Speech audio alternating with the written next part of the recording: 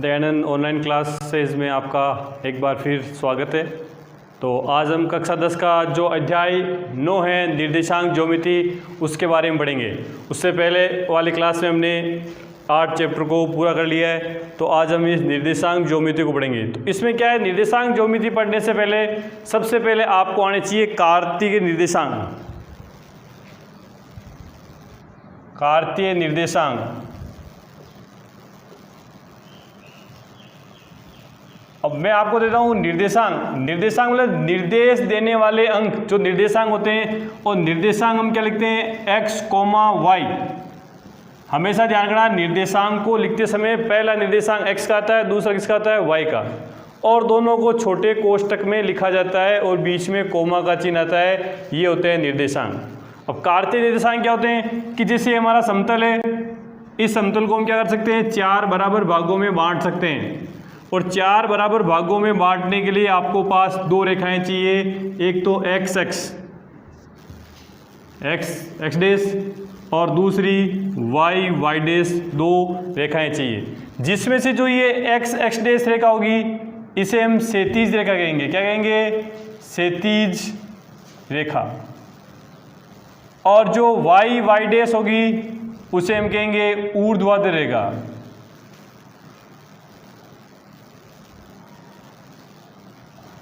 ये समतल के समांतर है क्षैतिज रेखा और ये खड़ी रेखा है, इसलिए क्या होगी, ये ऊर्ध्वाधर रेखा।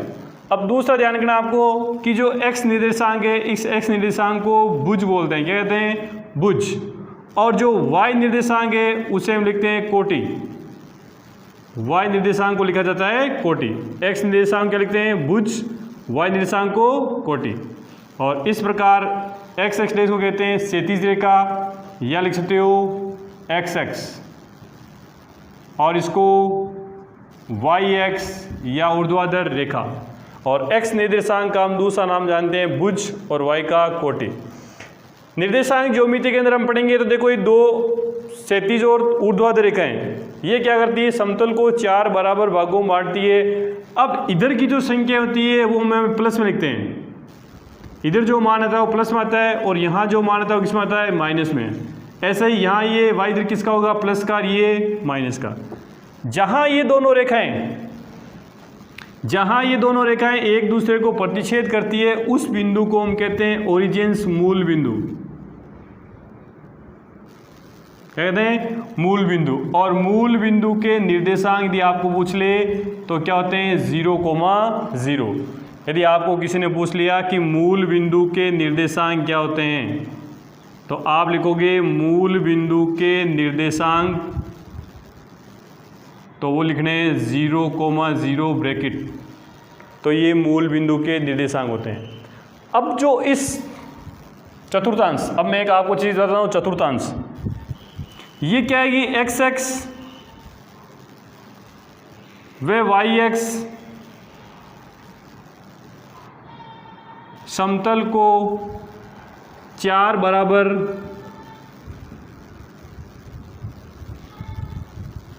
भागों में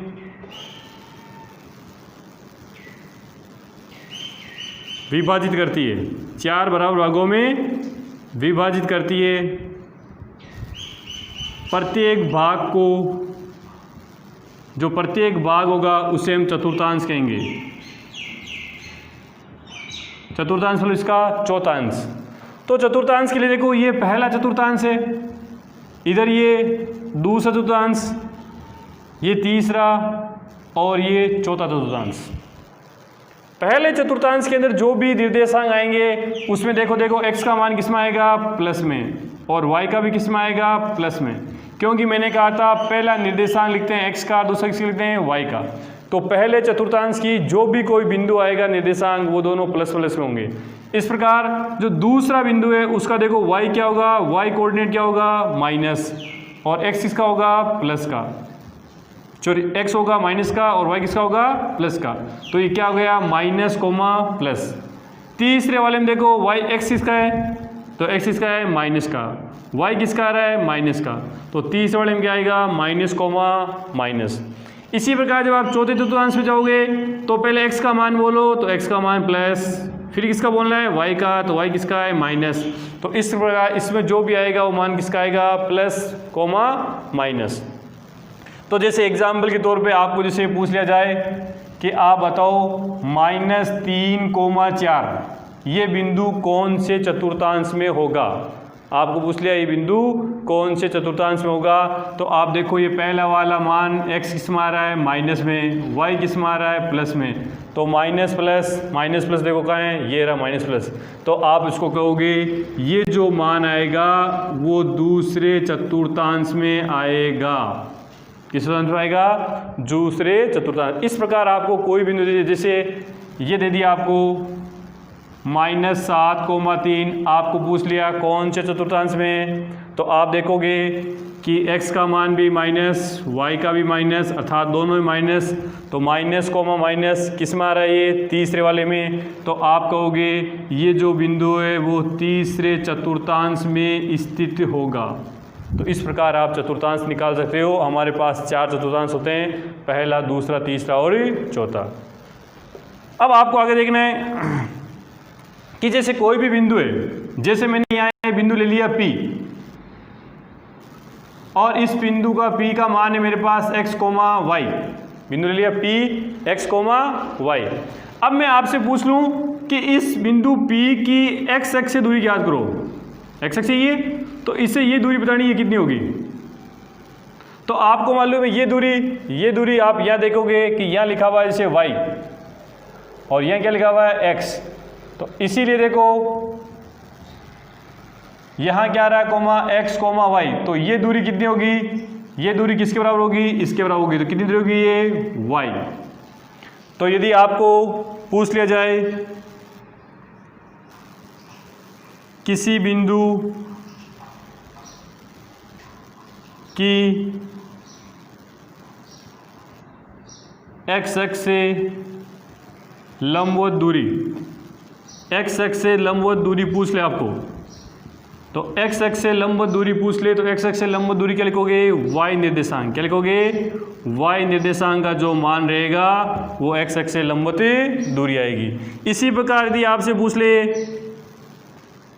किसी बिंदु की y अक्ष से दूरी, y अक्ष से लंबवत दूरी,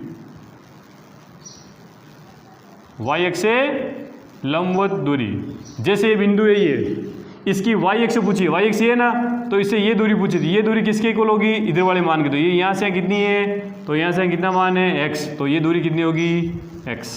तो आप लिखोगे ये होगी x निर्देशांक। तो आपको ध्यान रखना है कि जब x अक्ष से लंबवत दूरी पूछे तो y निर्देशांक लिख देना, और y अक्ष से लंबवत दूरी पूछे तो x निर्देशांक लिख देना। तो ये तो सीधी दूरी आपसे पूछ ले तब। अब आपको जानना है कि एक क्वेश्चन आता है कि जब कोई बिंदु x अक्ष पर हो, जब भी कोई बिंदु x अक्ष पर स्थित हो, जब भी कोई बिंदु x अक्ष पर स्थित हो, जैसे ये बिंदु को यहाँ स्थित है, ये Q, ये x अक्ष पर स्थित है, तो इस Q का निर्देशांक क्या होगा, तो x अक्ष पर स्थित है ना, तो देखो यहाँ x का मान तो कुछ होगा x, बट y का मान क्या होगा, y का मान आप देखोगे कितना आ रहा है, y का मान कितना आ रहा है, 0।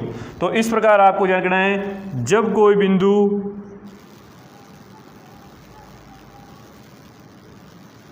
x अक्ष पर स्थित हो,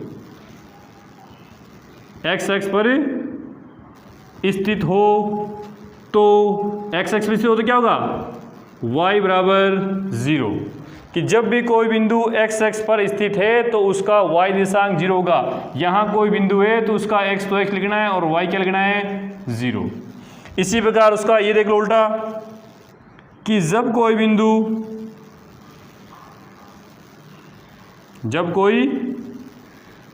बिंदु y अक्ष पर हो, किस पर हो, y अक्ष पर स्थित हो, तो y पर स्थित हो तो उसका x निर्देशांक क्या होगा, 0। जैसे कोई बिंदु यहाँ पर स्थित है R, तो ये y अक्ष पर स्थित है, तो इसका ये देखो x निर्देशांक कितना आ रहा है, x निर्देशांक आ रहा है 0, और y क्या आएगा, y। तो इसलिए जब कोई बिंदु वाई एक्स पर स्थित हो तो उसका एक्स बराबर क्या होगा 0, और इसका निर्देशांक क्या होगा, इसका निर्देशांक आप लिखोगे x, 0 और इसका निर्देशांक लिखोगे 0, y। तो ये तो लंबवत दूरियां थी, नॉर्मल इसकी जानकारी थी। ये 9th क्लास में भी है और 10th क्लास में, दोनों क्लासों में उपयोगी है। तो दोनों के छात्र एक बार इसको देख सकते हो कि 9th और 10th क्लास के बच्चों के दोनों के लिए उपयोगी है। तो इस प्रकार ये तो हुआ कार्तीय निर्देशांक। और अब हम पढ़ेंगे इस ज्योमिति के अंदर चतुर्थांश से निर्देशांक ज्योमिति है, इसके अंदर दो बिंदुओं के मध्य दूरी निकालना। तो अगला हमारा टॉपिक होगा दो बिंदुओं के मध्य दूरी।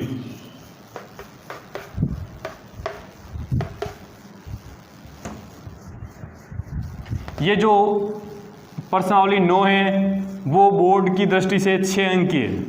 इसमें एक क्वेश्चन आता है वो आपके 6 अंक का आता है, तो इसका अंक भार हम कहते हैं बोर्ड के अंदर वो 6 नंबर का होगा। मतलब आपको इसको प्रश्नावली को बढ़िया ढंग से तैयार करनी है। 6 नंबर का एक क्वेश्चन आता है इसमें। तो अब हम चलते हैं दो बिंदुओं के बीच की दूरी।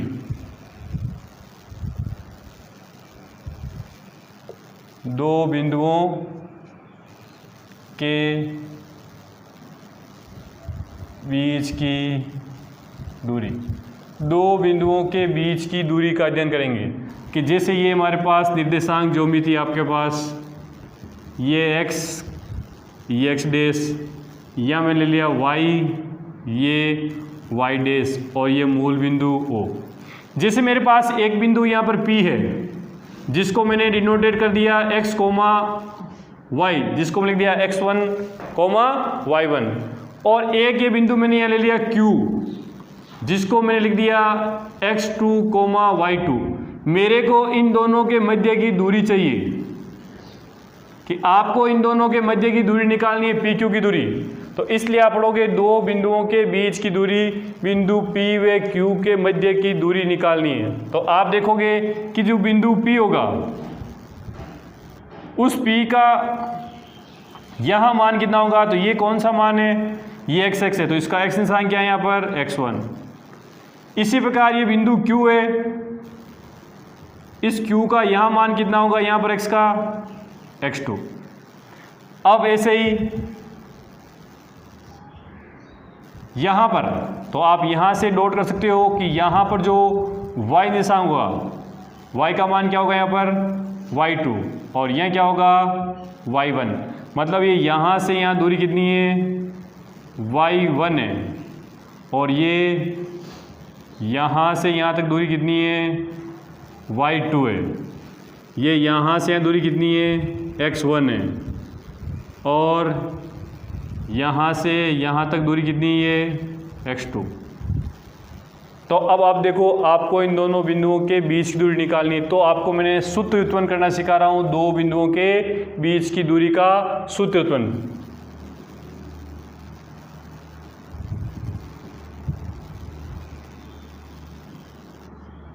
दो बिंदुओं के बीच की दूरी का सूत्र उत्पन्न। तो उसमें देखो दो बिंदु PQ ले लिए, अब इनकी मध्य की दूरी निकालनी। अब आपको बताया कि इस लंबवत रेखाएं, तो इनकी जो लंबवत रेखाएं जिनका बीच का कोण कितना होगा, तो यहाँ बिंदु R ले लिया। तो देखो ये PQR त्रिभुज PQR एक समकोण त्रिभुज होगा,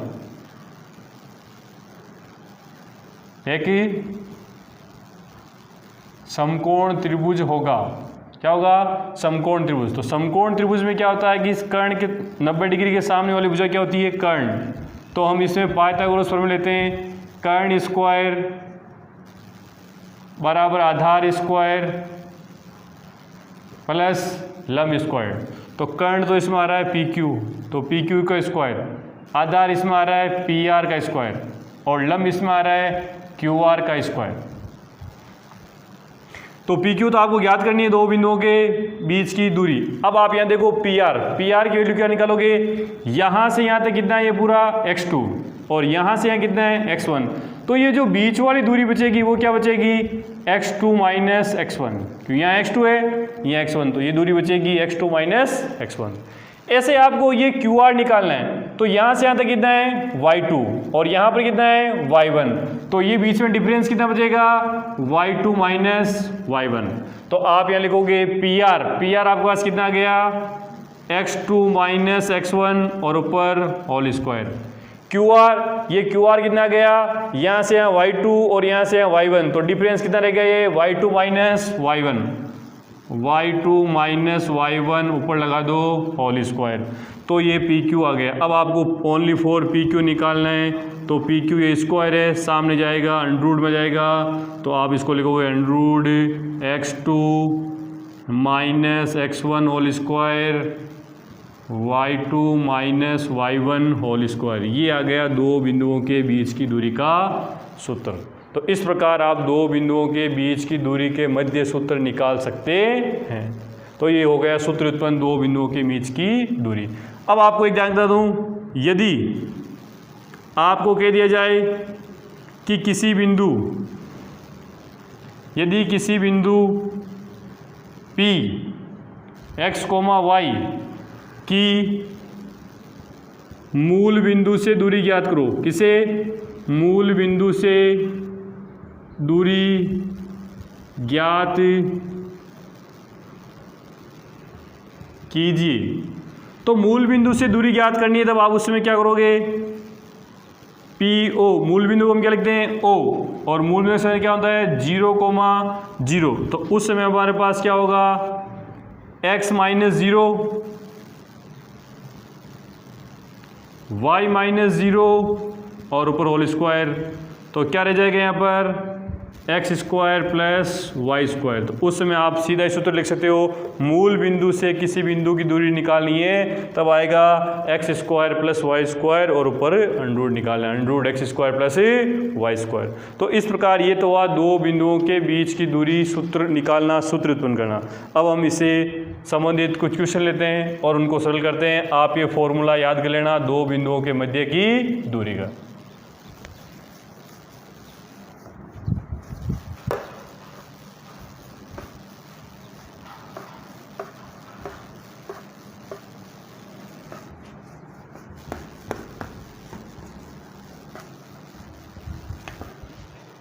अब जैसे आपको क्वेश्चन ने दिया कि बिंदुओं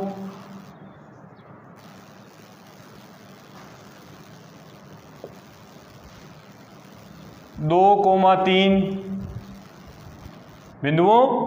कोमा तीन और 5,6 के बीच की दूरी ज्ञात करो।